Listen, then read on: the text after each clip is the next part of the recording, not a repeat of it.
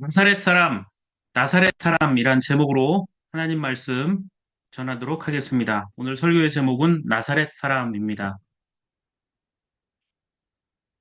오늘 세 번째 본문 마태복음 2장 11절부터 13절에는 아주 비극적인 장면이 등장합니다. 바로 헤롯 왕에 의해 베들레헴과 그 지역에 사는 2살 미만의 사내 아이들이 학살을 당하는 사건이 벌어졌습니다. 네덜란드 화가 루벤스는 무고한 자들의 학살이란 그림에서 이 장면을 묘사하고 있습니다. 헤롯 왕의 명령을 받은 군인들의 옷을 벗겨서 그들의 포악함과 그들의 우악스러움을 묘사하고 그들의 힘과 폭력성을 강조합니다. 반면에 아이들을 지키기 위한 여인들의 모습, 굉장히 나약하고 이미 죽어져 널브러져 있는 아이들의 모습을 보면 무척이나 잔혹하기까지 합니다. 맨손으로 칼을 맞고 입으로 군인을 물고 있는 여인의 모습은 처절하기까지 합니다. 다른 여인은 이미 죽은 아이를 안고 괴로워하고 있습니다.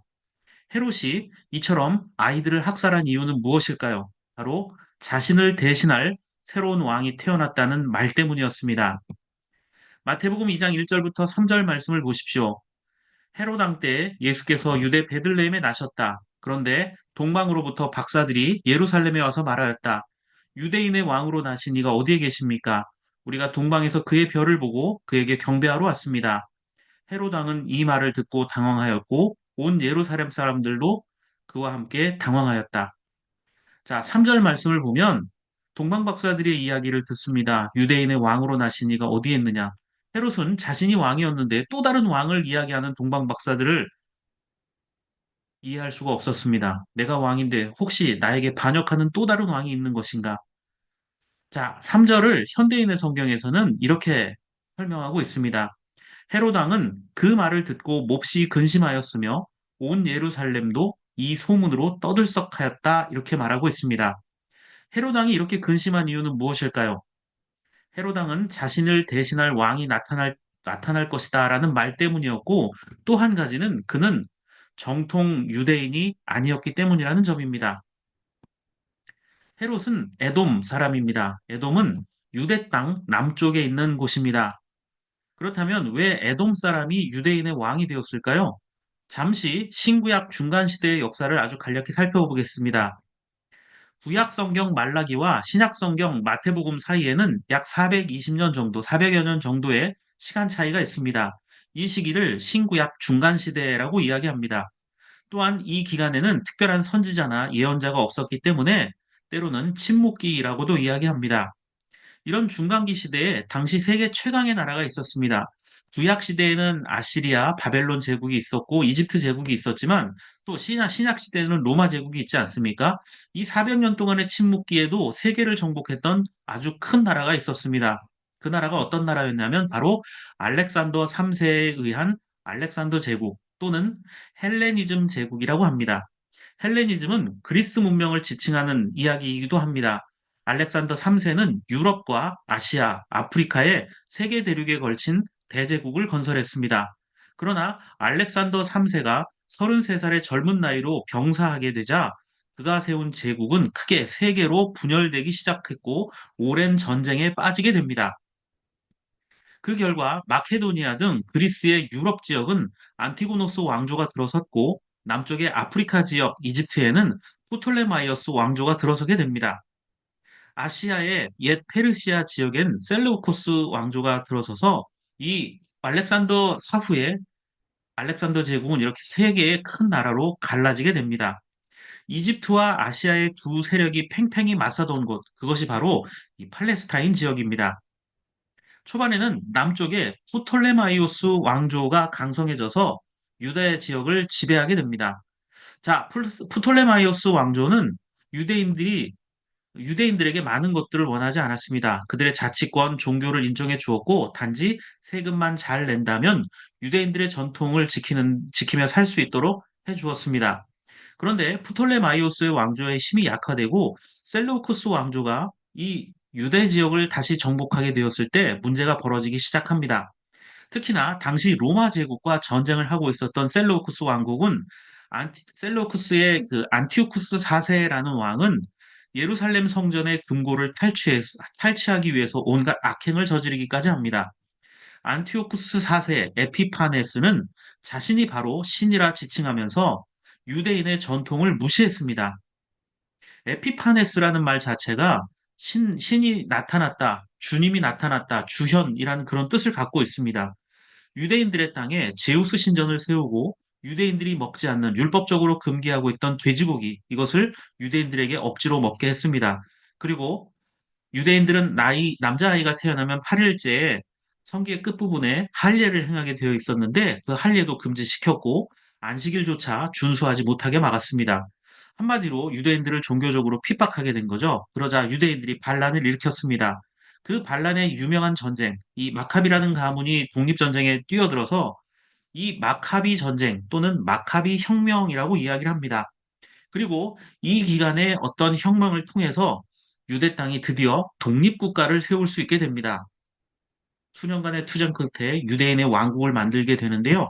그 유대인의 왕국을 하스몬 왕국이라고 합니다.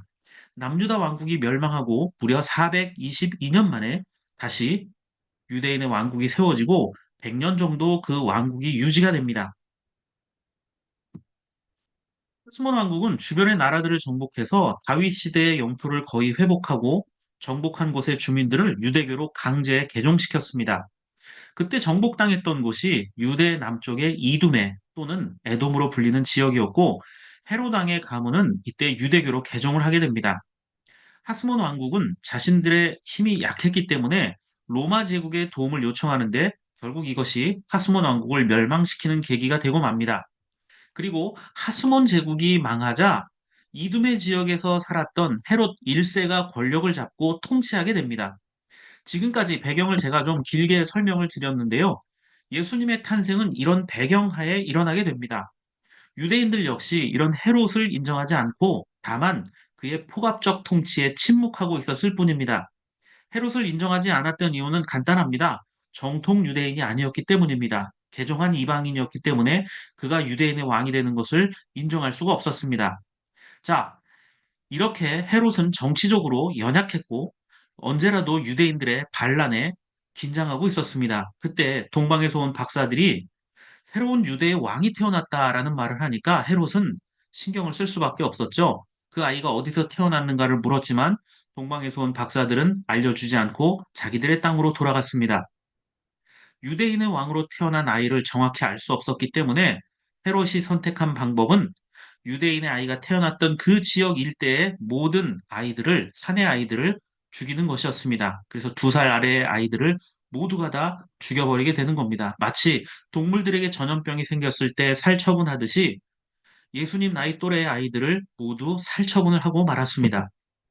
오늘 세 번째 본문 마태복음 2장 16절을 보십시오. 헤롯은 박사들에게 속은 것을 알고 몹시 노하였다. 그는 사람을 보내어 그 박사들에게 알아본 때를 기준으로 베들레헴과 그 가까운 온 지역에 사는 2살짜리로부터 그 아래의 사내 아이를 모조리 죽였다. 이렇게 되어 있습니다.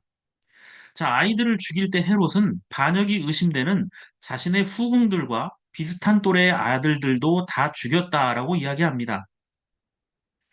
헤롯의 이런 통치에 대해서 로마 제국의 황제 아우구스투스는 헤롯의 아들로 사는 것보다는 그의 암태주로 사는 것이 더 좋겠다라고 조롱했을 정도로 포악했다고 합니다. 권력이란 이처럼 무서운 것입니다. 헤롯은 이렇게 처참하게 무고한 아이들을 학살해서 자신의 왕권을 유지하려 했습니다. 자, 그럼에도 불구하고 이 헤롯의 통치가 얼마나 무서웠던가에 대해 많은 화가들은 또 많은 사람들은 그림을 남겼습니다. 오늘 설교 서두에 보여드렸던 이 그림도 마찬가지죠. 그런데 또 한 가지의 그림을 또 루벤스의 그림도 마찬가지였는데 프랑스 화가도 또 이러한 그림을 그렸습니다. 프랑스 출신의 17세기 화가인 니콜라스 푸생이 그린 무고한 자들의 대학살이란 그림입니다. 자, 이 그림을 보면 어떻습니까? 칼을 들고 있는 남자가 사내 아이를 죽이려 하고 있습니다. 아이의 엄마로 예상되는 한 여인이 남자에게 매달려서 칼을 막아보려 하지만 머리가 잡힌 채 힘을 쓰지 못하고 있습니다. 자, 다른 여인도 이미 아들을 잃었는지 괴로워하고 있고 저 뒤쪽에 한 여인은 아이를 안고 도망치는 모습도 등장하고 있습니다. 자, 어떻게든 아이를 살리려는 어머니의 벌어진 입과 부릅뜨는 공포와 절규 속에서 무척이나 절망적인 상황이 벌어지고 있습니다. 자, 그런데 남자 다리 사이 그림 뒤쪽에는 17세기 유럽 복장을 하고 있는 두 여인이 보이는데 어, 이 화가였던 니콜라스 푸생의 어머니와 여동생이라고 합니다. 이 화가는 이 그림을 그리면서 자신의 어머니와 여동생을 그려놓고 예수님 시대에 일어났었던 그런 참혹한 일이 지금 여전히도 나의 어머니와 여동생에게도 일어날 수 있는 무자비한 상황이다라는 것을 그림을 통해서 고발하고 있는 것입니다. 자녀를 잃은 어머니의 심정을 마태복음 2장 17절부터 18절에서는 이렇게 말합니다. 라마에서 소리가 들려왔다. 이렇게 이야기를 하죠. 여기서 말하는 라마는 구약 예레미야 31장 15절에 의하면 라헬이 자녀를 위해 울었던 곳으로 알려져 있습니다. 그리고 아이들이 살해를 당한 베들레헴 근처에서 야곱의 부인이었던 라헬이 베냐민을 낳다가 죽어서 장사 지낸 무덤이 있다고 합니다. 자, 이건 그렇다면 일종의 문학적인 표현인 셈이죠. 아이들이 죽은 땅을 어머니로 의인화시켜서 슬픔을 표현한 것입니다. 어떤 이들은 아이들의 죽음에 예수님이 간접적으로 영향을 준 것이 아니냐, 이렇게 말하는 사람도 있습니다. 남들 죽어 나갔는데 혼자 예수님은 이집트로 도망쳐 버린 것이 아닌가 묻는 이들이 있습니다. 그러나 오늘 첫 번째 본문 이사야 63장 9절과 두 번째 본문 히브리서 2장 18절 말씀을 보십시오. 이사야 63장 9절은 이렇게 되어 있습니다. 주님께서는 그들이 고난을 받을 때 주님께서도 친히 고난을 받으셨습니다. 천사를 보내셔서 그들을 구하게 하시지 않고 주님께서 친히 그들을 구해 주셨습니다. 사랑과 긍휼로 그들을 구하여 주시고 옛적 오랜 세월 동안 그들을 지켜들고 안아 주셨습니다. 이렇게 말합니다. 그리고 히브리서 2장 18절은 그는 몸소 시험을 받아서 고난을 당하셨으므로 시험을 받는 사람들을 도우실 수 있습니다라고 고백합니다. 자, 예수 그리스도는 우리의 고난을 외면하시는 분이 아니라 우리와 함께 고난을 당하시는 분이기 때문에 같은 아픔을 겪으신 분이다. 그래서 우리를 돌보시고 도우실 수 있는 분이다라고 말합니다. 그 돌봄의 상징이 바로 나사렛 사람이라는 표현입니다. 나사렛 사람. 헤롯을 피해서 이집트에 내려갔던 예수의 아버지 요셉에게 천사가 나타나서 헤롯이 죽었으니 다시 이스라엘 땅으로 가라고 합니다. 그러나 예수의 아버지 요셉은 베들레헴으로 가지를 못했습니다. 왜 그럴까요? 세 번째 본문 마태복음 2장 21절 23절을 보십시오. 요셉이 일어나서 아기와 그 어머니를 데리고 이스라엘 땅으로 들어왔다. 그러나 요셉은 아켈라오가 그 아버지 헤롯을 이어서 유대 지방의 왕이 되었다는 말을 듣고 그곳으로 가기를 두려워하였다. 그는 꿈의 지시를 받고 갈릴리 지방으로 물러가서 나사렛이라는 동네로 가서 살았다. 이리하여 예언자들을 시켜서 말씀하신 바 그는 나사렛 사람이라 불릴 것이다 하신 말씀이 이루어졌다. 22절에서 헤롯을 이어 왕이 된 아켈라오 역시 포악한 왕이었다라고 말하고 있습니다. 포악할 뿐만이 아니라 무능했고 유대인과 마찰이 많아서 결국 왕이 되고 6년 만에 로마 제국에 의해 폐위가 됩니다. 대신 그 지역을 빌라도와 같은 인물들이 총독으로 파견되어 통치하게 됩니다. 로마 제국은 자신들이 식민지로 삼았던 곳을 통치하기 위해서 여러 지역을 나눕니다. 그것을 분할해서 봉토를 나눠줍니다. 그리고 제후를 봉하게 되고 그 제후를 분봉왕이라고 불렀습니다. 분봉왕. 그러니까 봉토를 나누어주고 왕을 삼은 거죠. 헤롯도 분봉왕 중에 하나였습니다. 자, 헤롯의 아들 아켈라오가 분봉왕으로 통치를 했지만 그 역시 무능하고 포악했기 때문에 로마 제국에서는 야, 이 사람 너무 안 된다. 정치 못하겠다. 반란이 일어나겠다 싶어서 그 아켈라오 역시 폐위를 6년 만에 시켜버리고 빌라도와 같은 총독을 파견하게 됩니다. 자, 이렇게 험악한 사람들이 통치를 하고 있으니까 예수의 아버지였던 요셉은 그곳에 다시 갈 수가 없었어요. 또 죽임을 당할지 모르니까. 예수의 아버지 요셉은 아켈라오를 두려워해서 유대 땅 베들레헴이 아니라 훨씬 북쪽에 갈릴리 지방의 나사렛으로 갑니다. 이곳은 헤롯의 또 다른 아들 안티파스가 통치하던 곳이었습니다. 하지만 그는 비교적 유능하다는 평판을 받는 사람이었습니다. 나사렛은 잘 알려진 바와 같이 남쪽의 유대는 물론 북쪽의 사마리아에 비해서 모든 것이 낙후된 지역입니다. 로마 군대의 주둔지가 있던 곳으로 로마 군인들과 어울리던 갈릴리 사람들을 남쪽의 유대인들은 회색 분자 취급을 했습니다. 또한 나사렛의 히브리 말의 자음은 보잘것없는 이란 이 개념을 담고 있다고 합니다. 나사렛이란 말 자체가 보잘것없다라는 그 자음의 뜻을 갖고 있다고도 합니다. 그래서 당시 나사렛 사람이란 말은 일종의 수준 낮은 사람, 촌사람 또는 열악한 환경에 있는 사람들, 신앙적으로 상종할 수 없는 그런 사람을 지칭하기도 했다고 합니다. 당시 나사렛 사람들이 나사렛에 대해서 어떤 생각을 했었는지 알 수 있는 이야기가 성경에 등장합니다. 요한복음 1장 45절부터 46절을 보면 이렇게 되어 있습니다. 빌립이 나다나엘을 찾아 이르되 모세가 율법에 기록하였고 여러 선지자가 기록한 그 일을 우리가 만났으니 요셉의 아들 나사렛 예수니라. 나다나엘이 이르되 나사렛에서 무슨 선한 것이 날 수 있느냐? 빌립이 이르되 와서 보라 하니라. 이렇게 말하고 있습니다. 자, 46절에 보면 나다나엘이 빌립이 우리가 예수, 즉 성경에 나와 있던 그분을 우리가 찾았다라고 하니까 뭐라고 하죠? 나사렛에서 무슨 선한 것이 날 수 있느냐? 이렇게 말합니다. 자, 예수님을 소개받은 나다나엘은 예수가 나사렛이란 출신이란 말을 듣고 비웃듯이 나사렛에선 선한 것이 나올 수가 없다라고 말합니다.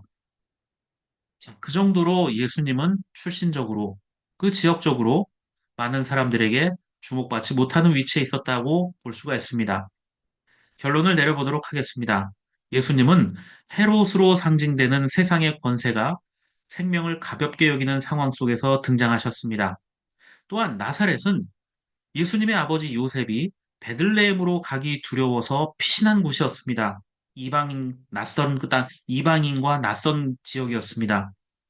즉, 두려움과 공포가 가득한 상황 속에서 주님은 우리에게 나타나셨다는 점입니다. 무엇보다 나사렛은 보잘것없는 것을 시작하는 상징을 나타냅니다. 주님은 그곳에서 제자들을 만나고 기적을 베풀고 하나님 나라를 선포하셨습니다. 복음은 그런 것입니다. 여러분 삶의 무게가 무겁다 여겨지십니까? 그래도 낙심하지 마십시오. 세상의 힘을 두려워하지 마십시오. 나는 보잘것없다고 스스로 절망하지도 마십시오. 요즘 우리나라가 굉장히 힘들고 어려운 상황입니다. 대통령이 구속되는 초유의 상황이 벌어졌고 국로는 분열되어서 다투고 있습니다. 사람들은 점점 과격해지고 있고 국가의 격은 점점 뒤처지고 있습니다. 이러한 때에 교회가 하나 되어야 하고 나라를 위해 더 기도해야 합니다. 그러나 교회들 역시 분열되어서 정치 싸움에 희생양이 되어가고 있는 것 같아 안타깝기만 합니다. 자, 우리의 소망이 끊긴 것 같은 그곳에서 하나님은 무엇이라고 말씀하실까요?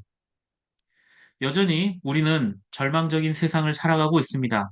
그러나 주님은 우리에게 아직도 희망이 있다라고 말씀하신다는 점입니다. 소망이 끊긴 것 같았던 나사렛에서 예수 그리스도는 그 사역의 출발을 알리셨습니다. 인간의 소망이 끊긴 그곳이 어쩌면 하나님의 출발점이 될 수도 있다는 사실을 기억하시기 바랍니다. 나사렛 예수는 여전히 언제까지나 우리와 함께 고난의 자리를 지키고 인도해 주실 분입니다. 나사렛 예수 그리스도를 올해 한 해에도 온전히 믿고 따르는 저와 여러분들의 삶이 되기를 바랍니다.